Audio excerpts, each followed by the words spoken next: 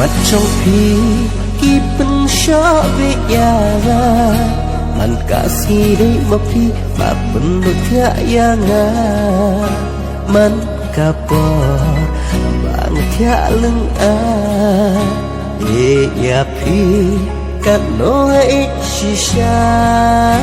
hikmat trong pi kipen sya be yanga man kasih dei mapi ba penuh yanga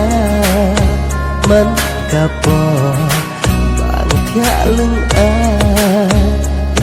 ya pi cắt nỗi shisha pi đây i anga ba wana pen ya ngapa pi chusne chung in jong na kala pula om syukur chua la ra chung in trong ngã cả mắt la chừng trái hạ la tuôn ra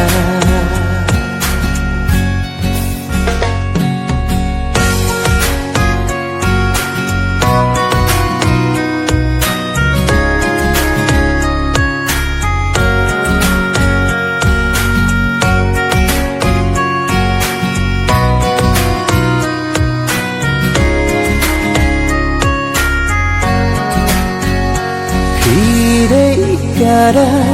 mari mensi ga igapi para shi jim hire kada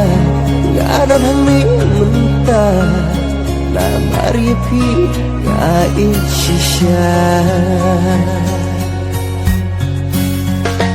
hire kada mari na igapi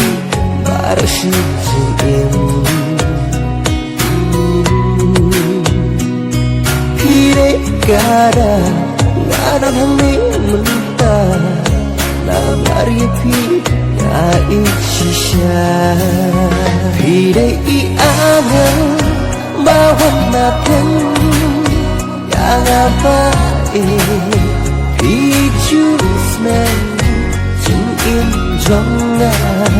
kala pula om syukur menchua lara chung in jonga kabatla jing shai hanga tuan ra